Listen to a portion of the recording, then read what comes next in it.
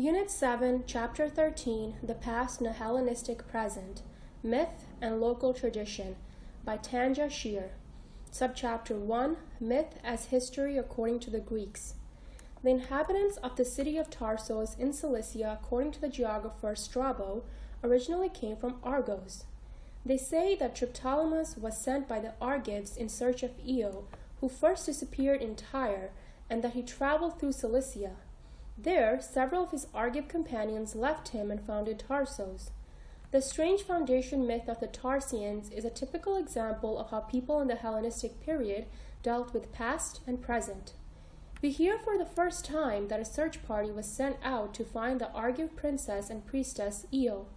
It must have seemed very curious to experts in Greek mythology, and every citizen of a polis counted himself as such, that Triptolemus should have taken on such a task that ended finally in the founding of cities in distant barbaric places.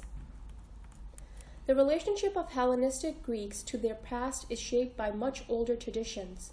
In particular, two important points characterize the relationship to the past: its genealogical structuring and its reshaping by epic poetry. It is already clear from the Homeric epics that the Greeks thought in familial structures. Who are you? Where do you come from? What is the name of your home city and your parents? These questions are posed in epic when strangers meet. Self-definition as well as assessment by others are marked by genealogical connections. The past of his own family, of his home city, of his tribe defines the identity and status of the individual in the present. Glaucus and Diomedes find out on the battlefield that their families are bound together by ancestral ties of guest friendship. Even much later, individuals in Greece set great store by ancestry. But whole cities also prided themselves on their ancestors and founders.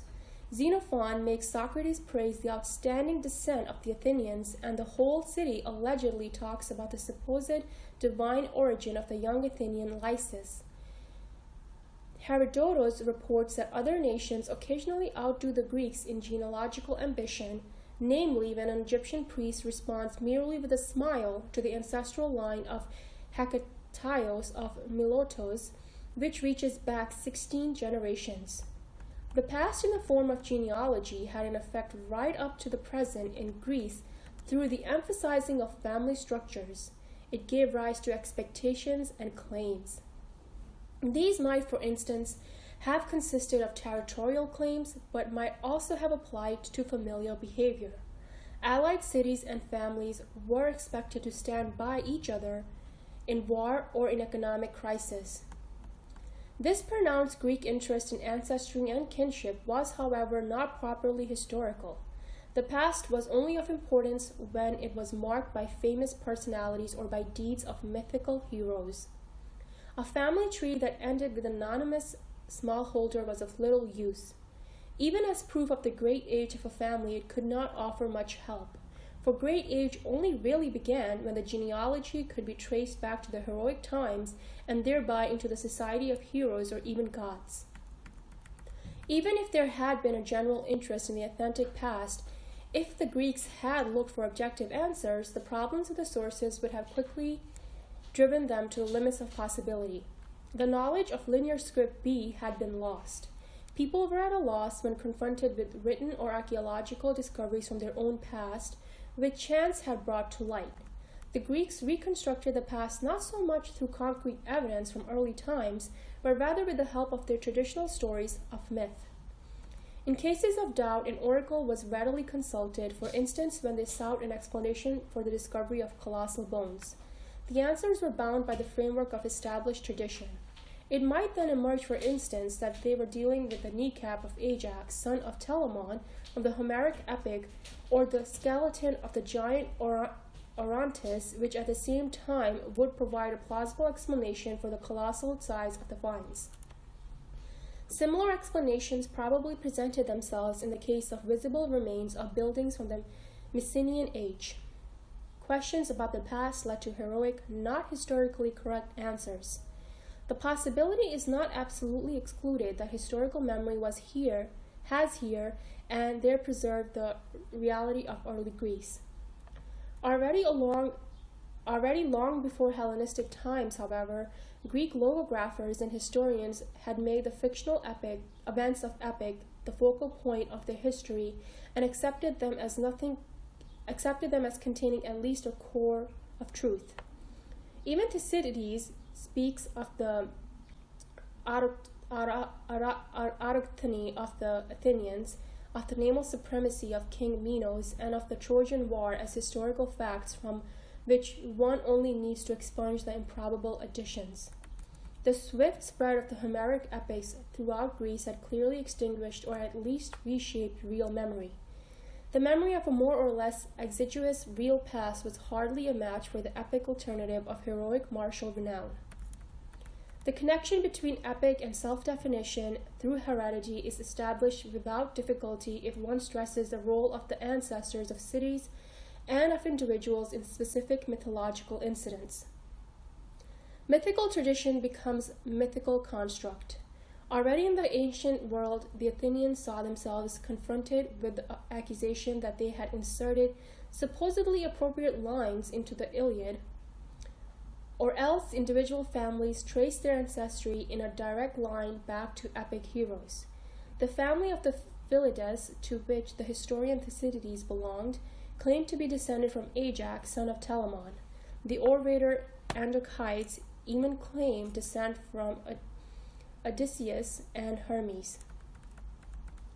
The habit of evaluating the qualities of individuals and even of cities on the basis of their ancestry understandably encouraged the desire to number the gods themselves, or at least the heroes of epic, among one's own ancestors. Subchapter 2: Past and Present in the Hellenistic Period.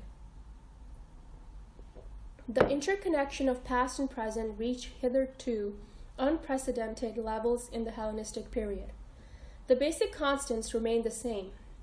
The interest in genealogy continued unabated, and the past as refashioned by epic, in which the products of the poetic imagination have taken the place of reality, is established and recognized as a valid representation of the Greek past. What changed and developed, however, was the role that the past played in the present. The immediate cause of this was the upheaval brought about by the campaigns of Alexander the Great. In his treatment of the past, Alexander connected seamlessly with the traditional perception.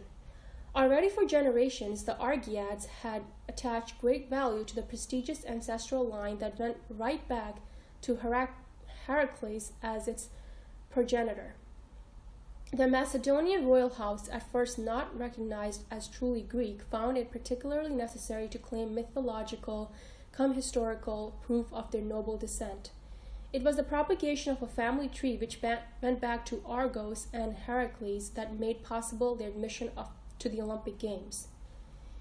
At the time of Philip II, this ancestry was largely recognized, and significantly in his case, it also had an influence on the present.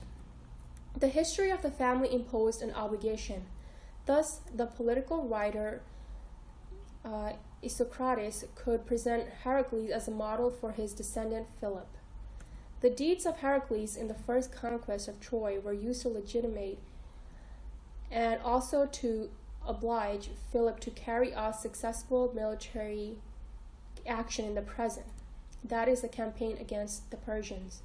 The young Alexander, through his mother, the Epirot Princess Olympias, also accounted Achilles, Homer's most courageous hero at Troy, among his ancestors.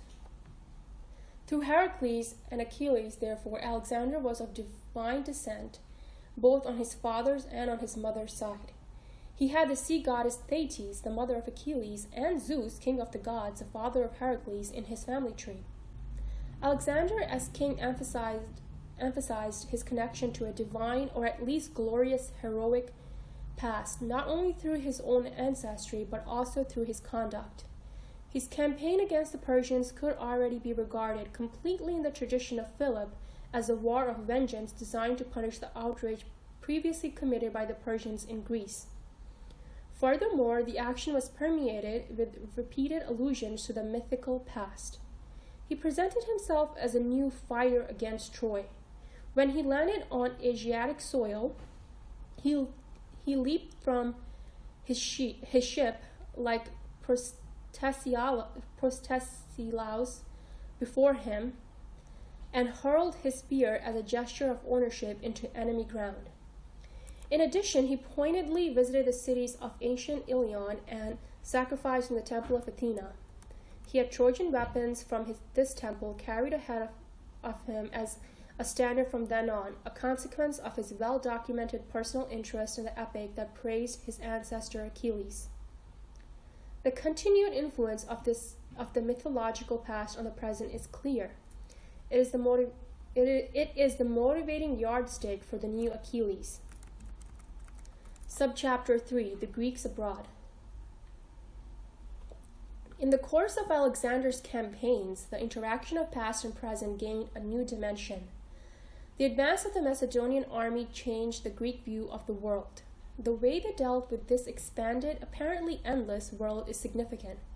They evidently abstained from extravagant advertisement of the claim to be the first to have ever advanced so far. Instead, the stress was placed over and over again on familiar elements in these foreign lands. The geographical opening up of the world took place in the footsteps of great forerunners, of gods and heroes from the mythical past. Throughout his campaign, Alexander recognized Greek gods and heroes in foreign lands. He called on them pointedly and paid honor to them. He recognized his ancestor Heracles in the Phoenician Melkart of Tyre. In remote Cilicia, he sacrificed to the Asclepios of Soloi and hailed the hero Amphilochus of Malos as a direct relation. The whole campaign of Alexander can be interpreted as a venture following the trail of the mythical past. Like Heracles, who had traveled the world and fought against the barbarians, Alexander too took up the fight with barbarian foe. In the footsteps of Dionysos, he traveled to India beyond the boundaries of the known world. In the case of Alexander's campaigns, this emphasis on the mythical past of the Macedonians and Greeks tended to integrate rather than exclude. The aim was by no means a one-sided ennobling of the Macedonians at the expense of the indigenous peoples with whom they encountered. Family relationships based on myth did not have the function of an exclusive pattern of nobility. Alexander and his generals endeavored, on the contrary, to establish a connection between Greeks and Persians. Strabo records the creation of a family relationship between the Thessalians and the inhabitants of Armenia and Media, which was promoted by followers of Alexander. This idea of kinship between the inhabitants of Asia and the Greeks was not completely new. Already in the Homeric epic, Greek gods had sons in both camps. One thinks of Aeneas, Sarpedon, and Memnon. Herodotus had already reported that the kings of Lydia were descendant from Heracles. And in the run-up to the Persian wars, Persian envoys are supposed to have come to Argos in an attempt to win the Argives over to their side by appealing to their mutual mythical ancestor Perseus. This integrating use of the mythical past was not simply an unselfish mark of respect or recognition for non-Greek civilizations on the part of the Greeks. At stake surely was the need to prevent the Greek claim to power from appearing to the conquered as foreign rule. At least as important, however, was the opportunity for the Greeks to take mental possession of these new lands. In this aim, the structure of the traditional stories of the Greeks was of considerable assistance. A common method of intellectual subjugation of unfamiliar lands consisted in making them accessible through eponymous heroes. Every river, every tree, every region, according to the Greek view, was inhabited by local supernatural powers. Once the areas which they reached were mythically personalized, then the local family trees could easily be connected to well-known Greek heroes. Indeed, if it was possible to recognize a prominent Greek hero as progenitor, then the new members could be regarded as having been successfully fitted into the system. But in addition to the propagation of parallels between Alexander and successful models from the past must have had positive consequences. The example of mythical wandering heroes and gods like Heracles and Dionysos, in whose footsteps they could imagine themselves to be following, helping the Macedonians cope with the pressures of an alien environment. The foreign land was not really unknown. Their own ancestors had, after all, once passed through it victoriously. The cultivation of a mythical past was valuable for the Hellenistic present. Even in the most far-flung foreign land, traces of old familiar patterns could be discovered. Thus, the new world could be integrated into the old as something already familiar. The person of Alexander himself became in the end a new fixed point of the more recent past, which in its turn had an influence on the present. Alexander's deeds allowed him to grow in the eyes of contemporaries and descendants to a truly superhuman stature. Just as rulers in cities had tried to obtain a share in the Homeric epic, so they now strove to establish a link to this latter-day hero who had proved himself to be a true successor to the gods and heroes. Alexander became the focus of competition among kings and cities. Not only were genealogical claims made, but relics of the dead king were highly prized. The desire to have a share in Alexander led Ptolemy I, for example, to stylize himself as a descendant of Heracles and an Argead. What is more, Ptolemy was able to secure Alexander's corpse for his own capital city, Alexandria, where Alexander later acquired the status of a founding hero and of a local guardian hero who kept watch from his tomb over the future of his foundation. In the kingdom of Macedon itself, the genealogical connection to Alexander remained a central ideological element. Polybius described the ambition of Philip V, who throughout his life had emphasized his family connection with Alexander. The hard-pressed Macedonian king Perseus is supposed to have made his ill-fated journey to the city of Pydna in 168 because he wanted to make a sacrifice there to Heracles, the ancestor he shared with Alexander. Subchapter 4, The Past for Kings, Hellenistic Pergamon. Alexander had already, in the course of his campaign, founded a number of cities. His successors carried this policy further. The establishment of new Greek cities in areas hitherto unexploited by the Greeks is probably rightly regarded as a particularly typical element of the Hellenistic period.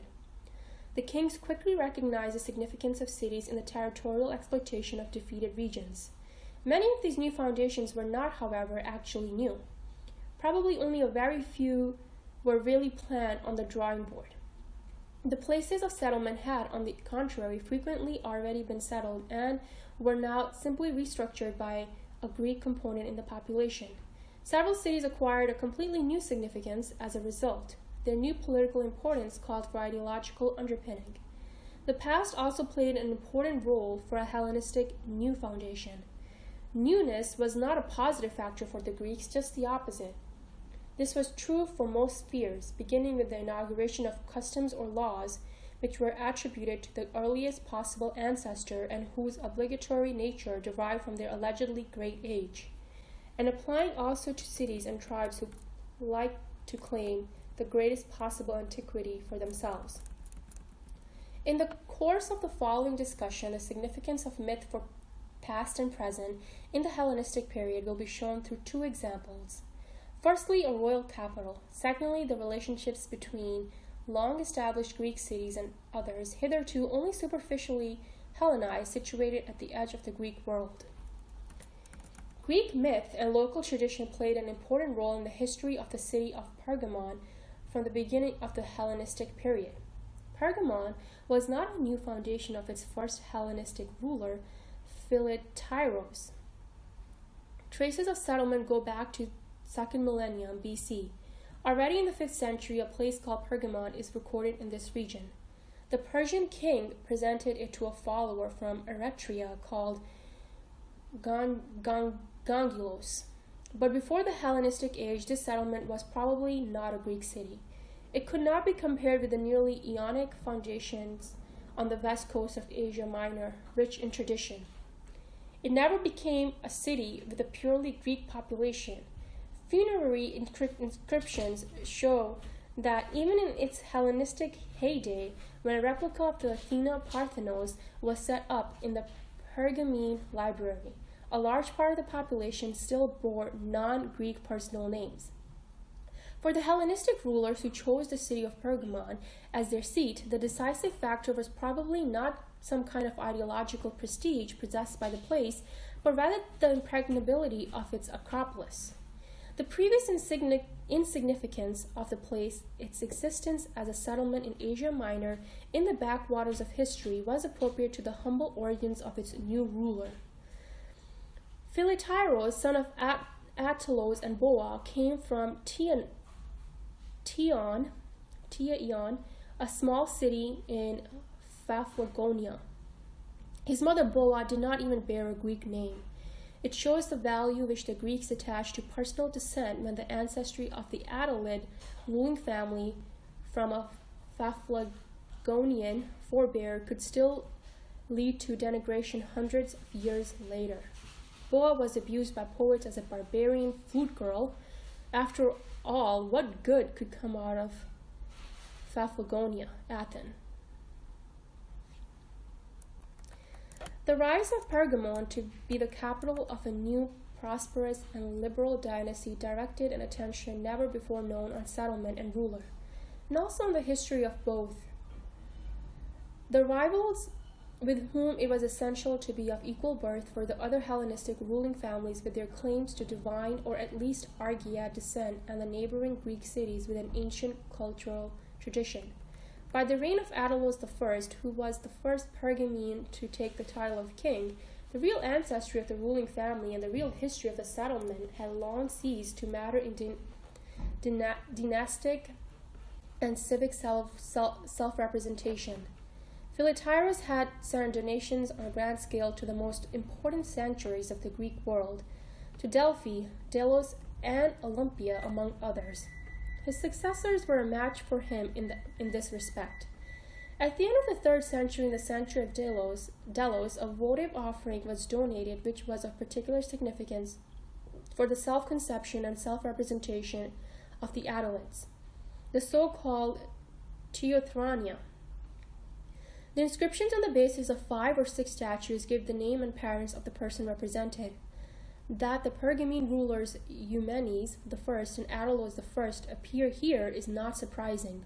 It is interesting, however, that the rulers of Pergamon are seen in company with eponymous local heroes from the area around their royal capital. One of these is Medeos, son of Halisarne and Gyrnos. Medeos can be identified as hero of a place called Metapedion. Halisarna was already named by Xenophon as a place near Pergamon. In later sources, Gyrnos, the father of Medeos, was explicitly described as founding hero of the sanctuary of Apollo at Gyrnion. The remaining inscriptions of the Theothrania offering also give information about the mythological systemization to which the area around Pergamon was clearly subjected. One of them refers to personifications of local stretches of water. A final statue is a representation of Teuthras. Called Teuthras by the literary sources, he was a well-known mythological hero of the region. According to the Attic tragedians, he is king of a city called Teuthrania and stepfather of the famous hero Telephos. The inscriptions of the Teuthrania offering briefly mentioned here show how the system of mythological genealogy can be used for the mental appropriation, incorporation, and ennobling of a city previously of little importance, and how it allows the creation of new focus points. Features of a landscape are personalized in the form of eponymous heroes of the past and given a genealogical connection. On the basis of the preserved inscriptions of the Teuthrania offering no direct personal genealogical connections of the royal family of Pergamon with the local heroes can be proved. Nevertheless, the family trees gather together local traditions from the surrounding area and bring them closer to the new royal capital and its rulers. Visually, at least, the rulers of Pergamon in the Hellenistic present and the local heroes are to be seen on the same level. The The comparatively new rulers demonstrate their attachment to the region as if they had been settled there since the times of Teuthra's government. The Teutrania offering is located not in the Mysian hinterland nor in Pergamon itself, but in the famous ancient sanctuary of Apollo of Delos.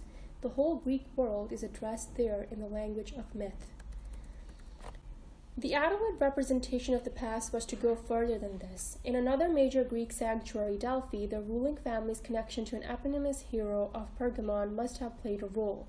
It is not clear whether Philotyros, the founder of the dynasty, had this in mind when he made his donations to Delphi, but Attalos I surely drew on this when endowing the sanctuary of Delphi with a stoa. This building, the Stoa of Attalos, occupies a special position in the sanctuary. It is the only building allowed to interrupt the temenos wall, and consequently it is situated in direct proximity to the Harun, a hero shrine of Pyrrhos Neoptolemus. Pyrrhos Neoptolemus played an important part in Delphi, but also quite fundamentally in Homeric epic and classical tragedy. At first, he had not played a particularly creditable role in Delphi. He is also said to have burned down the temple of Apollo because he blamed Apollo for his father Achilles' death. The punishment was not long in coming. Pyrrhos Neoptolemus died suddenly at the hands of a murderer in the sanctuary at Delphi. For the Attalids, this hero was special because of his mythological family tree. Through his father Achilles, the greatest Greek hero at Troy, he belonged to the first rank of mythical heroes. Even more interesting, however, were his descendants. From the Trojan booty, he was awarded Andromache, the widow of Hector. He went with her to Epeiros and fathered 3 children there: Pylos, Molossos, and a son called Pergamos. That the Attalids had knowledge of this genealogy of heroes is as good as certain, considering this well-known cultural ambitions on their huge library.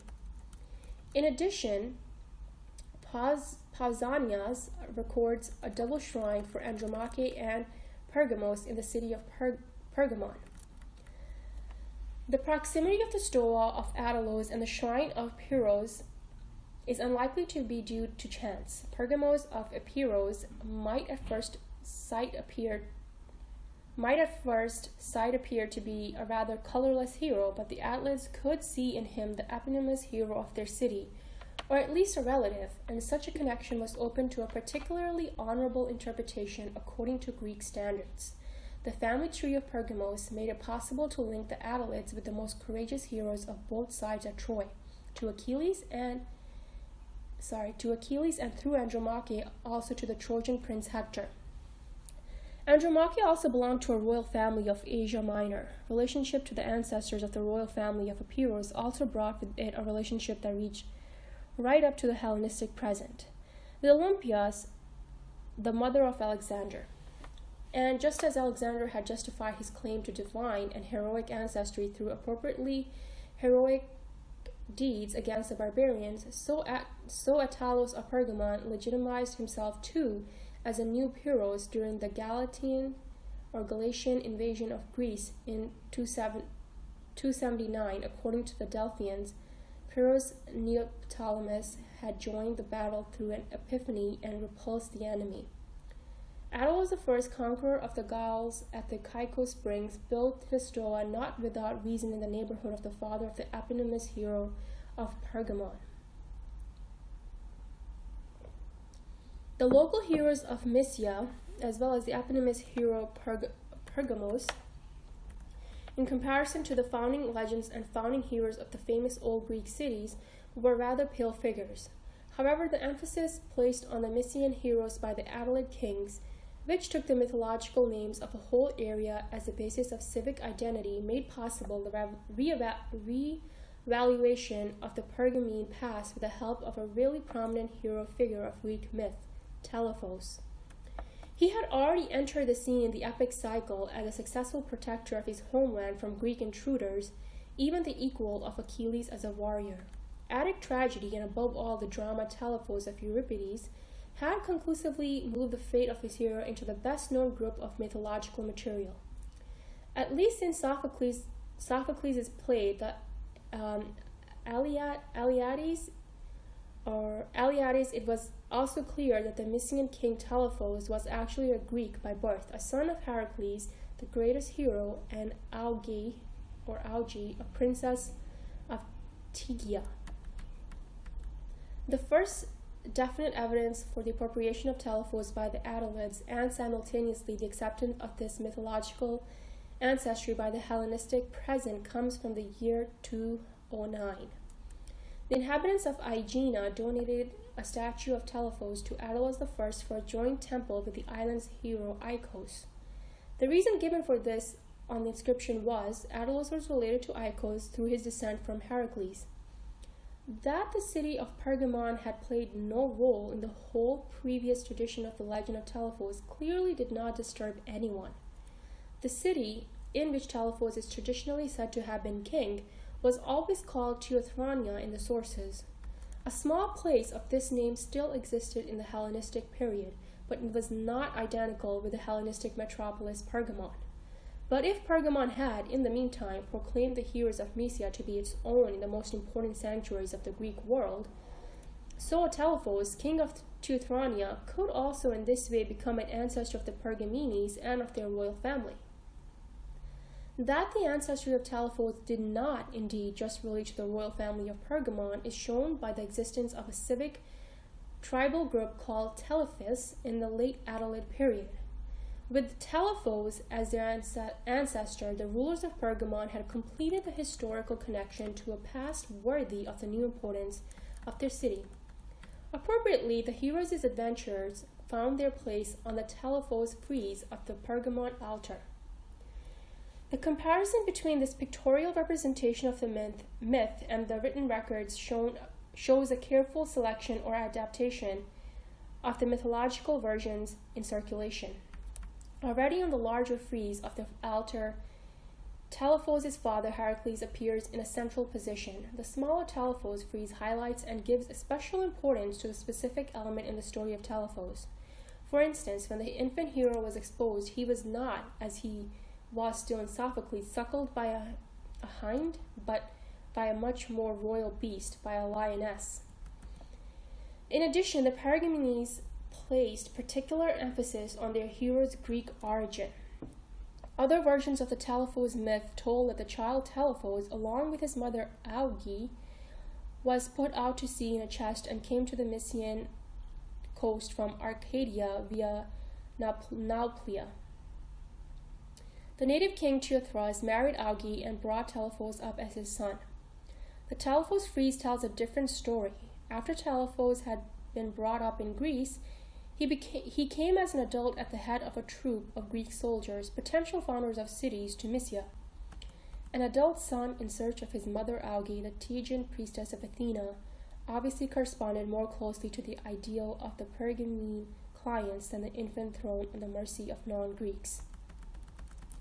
Telephos as ancestral hero guaranteed by the city of Pergamon, especially through his father Heracles, a connection with the Greek cities of the Hellenistic present, and once more with Alexander the Great.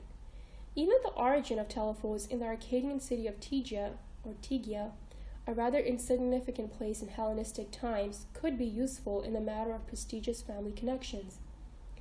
The Arcadians were regarded as one of the most ancient peoples in Greece, as ancient as the moon. The antiquity of Pergamene cults could also be reinforced through the Tegean connection.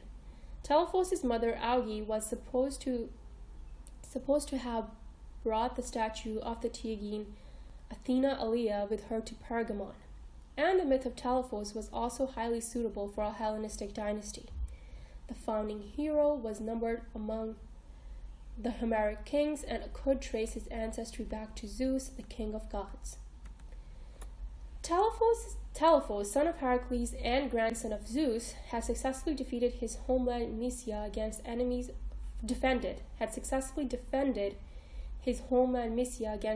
from outside. His descendants, the king of Pergamon, produced the proof that his blood still flowed in their veins, not least by similar heroic deeds, such as their victory over the Galatians, barbarians who scorned the gods. Interesting in their treatment of their supposed civic history is the way the kings of Pergamon linked up to local traditions. It is superfluous to give as the reason for the choice of the Telephos legend the need to turn to authentic local figures of the remote past. Whether the Pergamenes knew of the existence of a Hittite mythical figure called Telepenus is more than doubtful. They linked on to a local tradition rather through the form set in advance by the Homeric epics.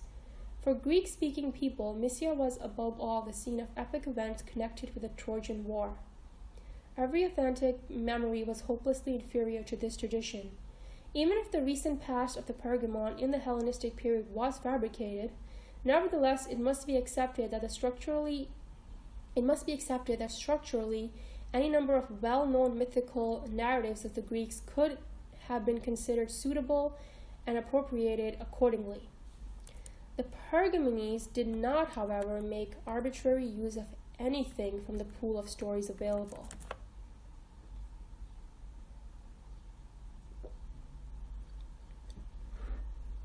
A certain plausibility was required in the founding legend. It ought to permit an inherently logical integration of one's own city in the mythical historical system of coordinates that help make up the Greek world picture. This was best achieved by recourse to pseudo-local tradition, by linking into the picture of the landscape of Mysia drawn by epic. At this point, the question of the reception of the Pergamene past and its success is posed. Did Telephos, as progenitor of the Pergamenes, get only an ironic smile in Greek cities and Hellenistic empires? Clear signs indicate acceptance of the newly arranged Pergamene past. The people of Aegina were heartily pleased about the new Pergamene rule in the year 209. Nevertheless, they erected a statue to Attalos with explicit reference to his relationship with them. This made it possible for them to save face, at least outwardly. One could also understand the reference to their mutual forebear as an appeal to the new rulers to behave towards Aegina according to the rules of family dealings. That the ancestry claim of the Pergamenes also found sympathetic listeners on the Greek mainland is shown by the reaction of the city of Tegea, the mythical birthplace of Auge and Telephos. Instead of jealously claiming the hero for their own history and rejecting the claim of the Pergamenes as that of a usurper, Tegean envoys set off straight away for Pergamon with acclamations of approval. Tegea offered the Pergamenes mutual citizen rights. The mutual conferring of civic rights on account of the family connection with Telephos lent Pergamon's model of its past official recognition and confirmation. That the Pergamenes clearly gave the embassy from Tegea friendly reception is not surprising. The motives of the Tegeans are surely to be sought both in the ideal and in the concrete sphere. Concrete was the hope that the Attalids would prove themselves as generous in the Arcadian town as they had been in numerous other cities in the Greek mainland. In the ideal sphere, a specifically Hellenistic development revealed itself. Tegea was indeed a famous old city, but as a medium-sized member of the Achaean League, it was a political lightweight. As in Pergamon, there was a certain imbalance between the current importance of the city and the past to which they referred, but in the opposite direction. Here a possibility began to emerge of balancing this out. If the Athena of Pergamon was a daughter cult of Tegea, this dependence raised the prestige of the Tegean cult to a considerable degree. What applied to the sphere of the cult also applied to the prestige of Tegea as a whole. To be the mother city of a Hellenistic royal capital and to possess a rich, famous, and influential daughter city certainly gave the Tegeans a considerable increase in self-confidence in relation to their neighboring cities and allies in the Achaean League. The emphasis on ancient family relationships was, however, not just the result of ephemeral political constellations, and short-term opportunistic hopes.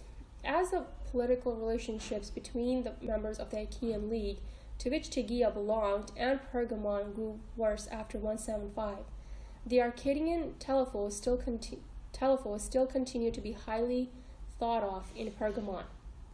The reasons for this are indeed obvious. Telephos was important for the Pergamenes not because they wanted to curry favor with the Achaean League, nor even because they wanted to take advantage of the civic rights of Tegea. Rather, the mythical forefather Telephos gave the Pergamene dynasty, in competition with the other Hellenistic dynasties and empires, the chance to mark out its own place. The Pergamenes did not seek to preserve the balance between past and present through short-lived political involvements, but through participation in the complex network of myth that spread across the Greek world. Subchapter 5. The Greek Past for Cilician Cities. The Race for Argos. Not only Hellenistic royal families who wanted to claim a distinguished past as their own sought a connection to prominent heroes. In the Hellenistic period, a large number of cities suddenly began to emphasize their hitherto unknown Greek past with the presentation of mythical founders. The settlements on the Cilician plain in southern Asia Minor offer an example of this. The case of Tarsos has already been mentioned at the beginning of this chapter. It claimed, among other things, to have been founded by the Argives as they wandered around together with Triptolemus in search of Io. Up to this time, Cilicia was far from being a center of Greek civilization. In contrast to Pergamon, its cities were not situated in the neighborhood of ancient Greek cities rich in tradition. The Cilicians were hardly touched by the Greek colonization of the 8th century, and until the 4th century they were under Persian rule. From the perspective of a Greek from the motherland, the region was absolutely marginal. It was inhabited by people who could not even speak proper Greek. The expression Soloikizian, for someone with a strange and uncultivated accent, was connected with the Cilician city of Soloi. In the Hellenistic period, a past was in great demand not only in Cilicia itself, but also along the whole south coast of Asia Minor. From Pamphylia to Syria, they all now suddenly remembered their own civic history. The focal points of this memory are sometimes suspiciously similar.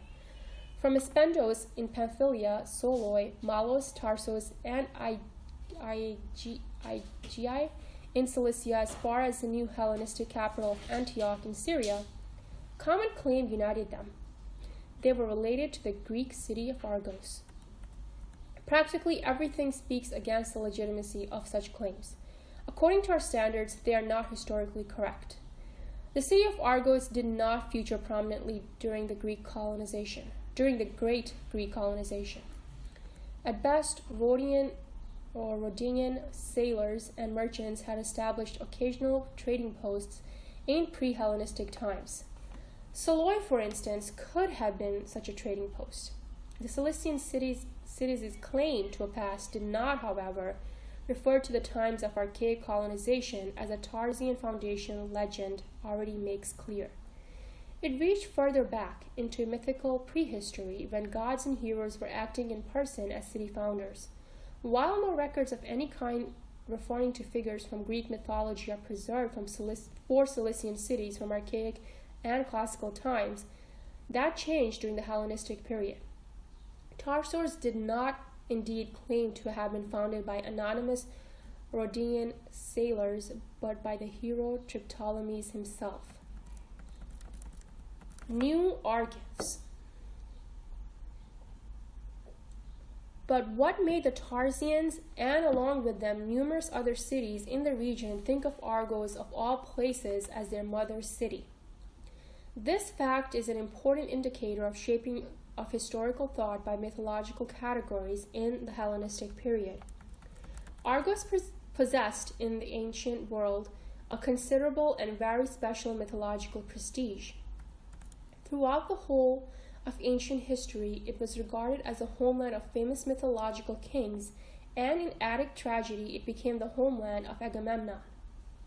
Since Homer, the Argives were also famous as descendants of Heracles. Other important states in Greece, such as Rhodes and Kos, had for a long time proudly traced their ancestry back to the Argos of Heracles. The genealogical connection of Argos with Alexander, who for his own part had stressed his descent from gods and heroes, was not only of interest to the new rulers of Hellenistic empires, but also to individual cities. The high standing of Argos lasted until Roman imperial times.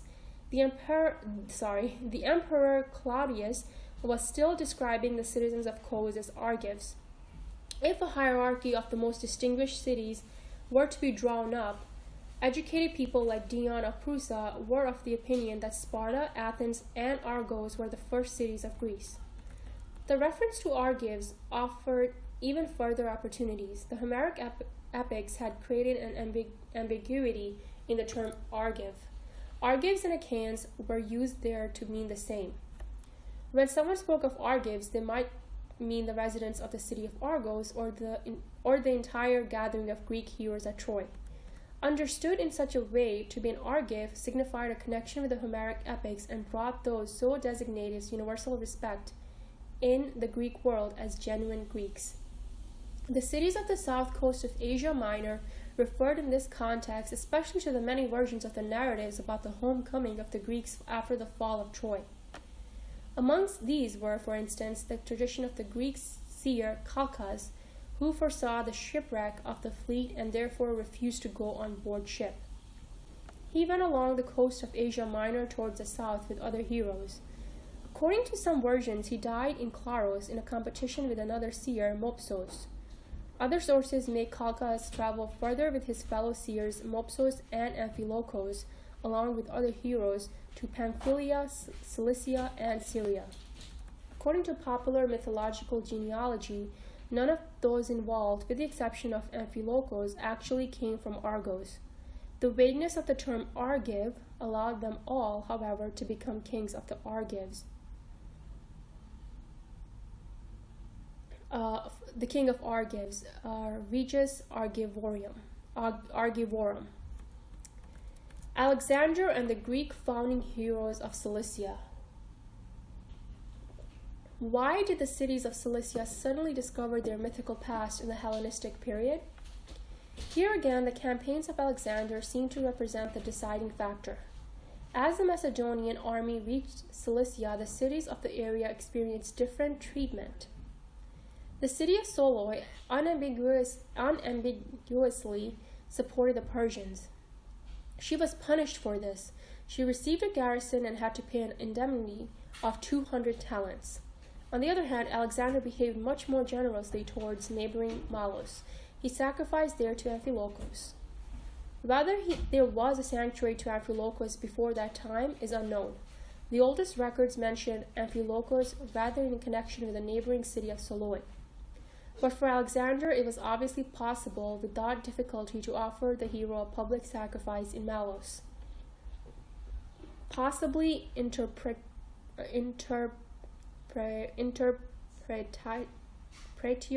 Gracia, the habit of recognizing Greek mythical figures in foreign mythology, played a role here once more. Whomsoever Alexander had identified as Amphilochos, the residents of Malos had every reason from then on to commemorate Amphilochos, and did this in the form of a complicated foundation legend. The discovery of the hero Amphilochos by Alexander gained for the Malians exemption from the taxes they had previously had to pay to the Persians. According to Arion, Alexander had expressly given as the reason for his kindness to Malos the argument that the Malians were colonists from Argos. Amphilochos, as a son of Amphiaraus, originally came from there according to mythical genealogy. And the same passage states that Alexander had counted himself among the Heraclids from Argos. Even though Alexander, after battles in the surrounding territory, in the end also sacrificed to Asclepios of Soloi and held magnificent games there, still the emphasis on the old family connection and the prestige attached to it remained limited to Malos. The historical circumstances of the founding of Malos must have been just as unfamiliar to the Macedonians as those of Saloy.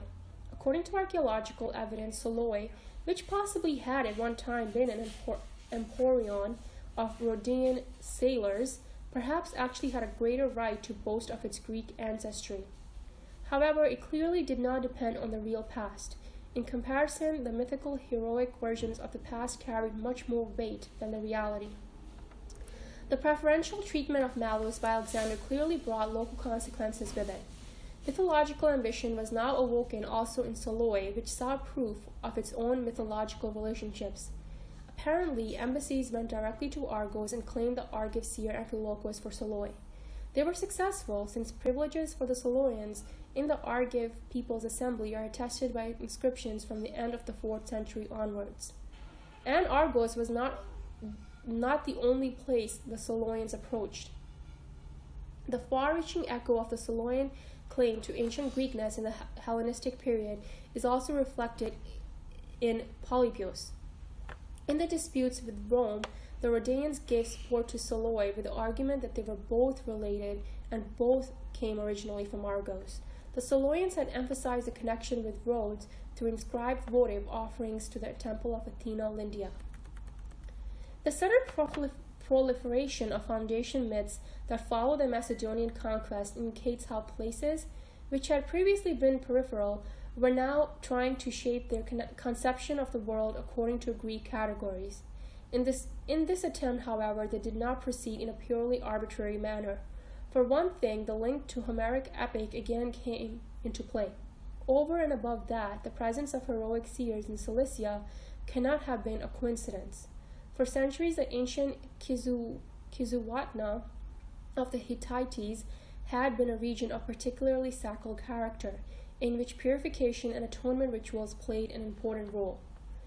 If settlements like Malos and Saloy had gained prestige through stressing their alleged Greekness, which was rooting the heroic past, clearly the important city of Tarsus could not be left behind in this matter.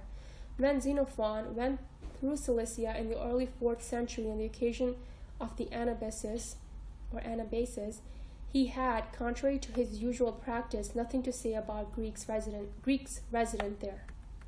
Before the campaigns of Alexander, Tarsus was apparently not recognized as a real Greek city. Nothing is known about Alexander's reactions to the cults of Tarsus. In contrast to neighboring Saloy, there is no direct epigraphic evidence that Tarsus sent embassies to the Greek motherland to seek confirmation of a prestigious foundation legend. Nevertheless, it is clear, not just from Strabo, but also from later sources, that the Tarsians wanted to be Argives.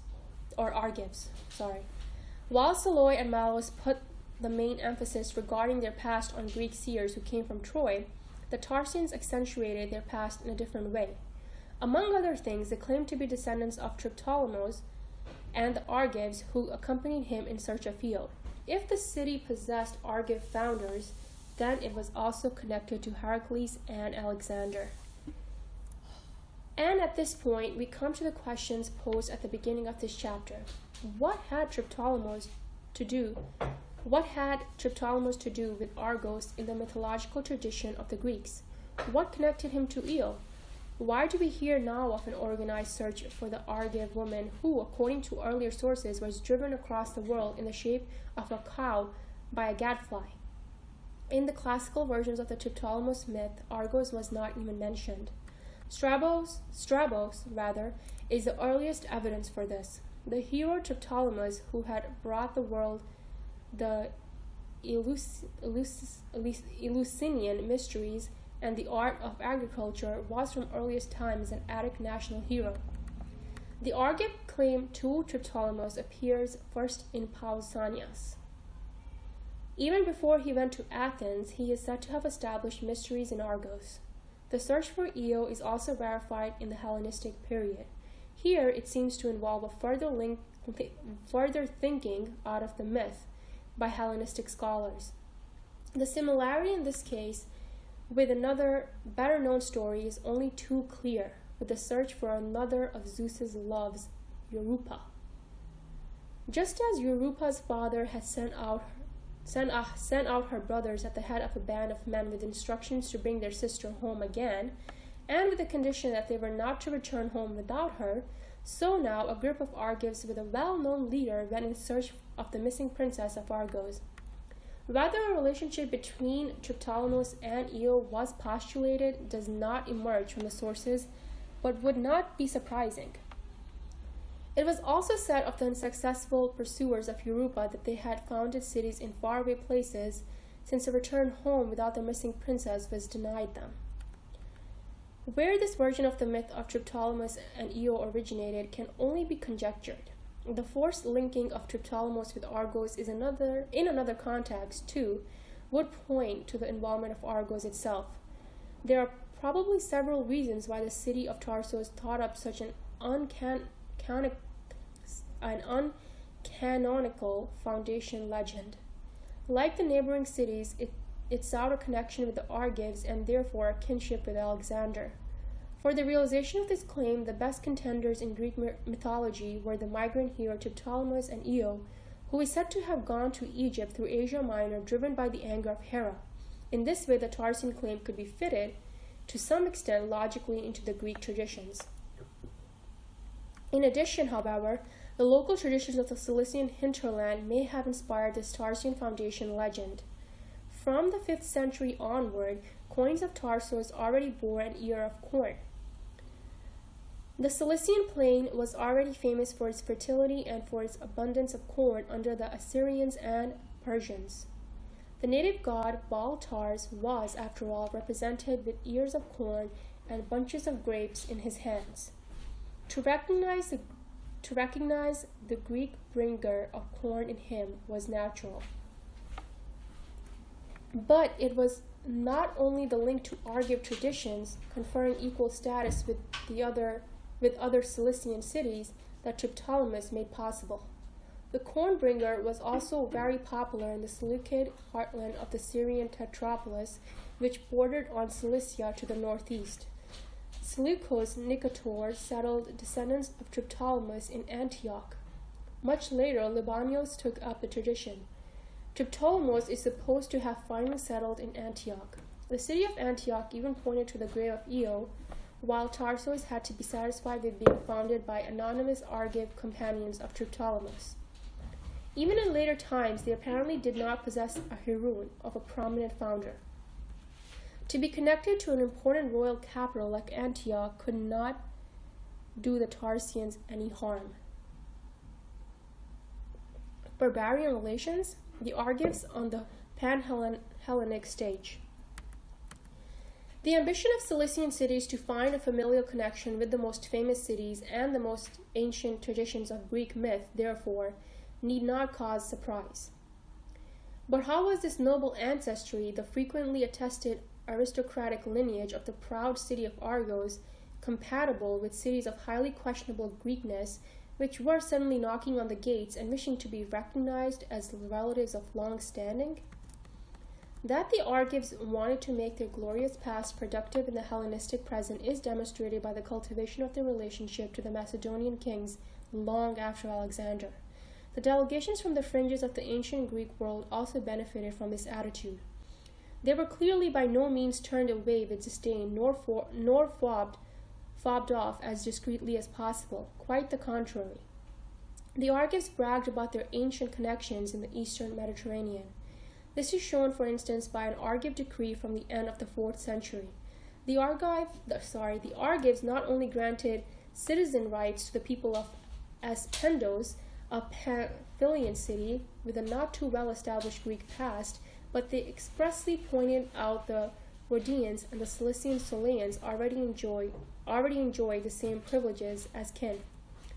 3 copies of the inscription were set up in prominent places: in the civic sanctuary of Apollo Lykios, in the Argive Heraion, and finally in the Pan-Hellenic temple precinct of Zeus of Nemea, a sign of the value that was placed on the publicizing of these familial connections. Kinship with cities of questionable Greekness in Pamphylia and Cilicia was, therefore, no longer something to conceal with shame. The behavior of Argos is particularly instructive here, as Pausanias certified that the Argives were filled with particular pride on account of their glorious past, and in this respect were in constant competition with the Athenians. Among the Greeks, the one who compete most of all with the Athenians with regard to their antiquity and the gifts which they claim to have received from the gods are the Argives. So the changes in the Greek world picture reveal themselves not only in the dealings of the famous old Greek cities with Hellenistic kings. The city-states of the Greek motherland had lost political influence compared with the new territorial states of Alexander and his Hellenistic successors. Power and wealth were no longer concentrated in Greece itself. The centers had shifted eastwards. Pamphylia, Cilicia, and Syria, along with the new Seleucid capital of Antioch, were no longer peripheral areas inhabited by semi-barbarians whose strange dialects were a cause of merriment. Instead, they were prosperous areas in the immediate shadow of royal power, and it was worthwhile, even for venerable cities like Argos, to be bound to them by family ties. The expansion of the world in the Hellenistic present resulted in a reordering of the past. The tendency of the Hellenistic period towards a systemizing of a world whose current upheavals no doubt seemed ominous to many revealed itself also in the systemizing of the past. The traditional tales of the Greeks proved themselves once more to offer constructive possibilities. Myth had never been a canonical text in the sacred sense. It was open to new combinations and new emphasis. It could be logically thought out further. And so the inclusion of the new structures of the present was successful, since their roots could be discovered in the past. And the hitherto marginal regions addressed in the language of myth responded swiftly. As participants in myth, numerous cities, from Tarsus to Pergamon, achieved integration in the new political systems which were dominated by Greeks. Their integration occurred on the basis of familial connections with the retention of local features. The broadening of the mythic system of coordinates helped the inhabitants of cities with an ancient Greek tradition from Argos to Tegea to come to terms with the Hellenistic present by looking back to the mythical past.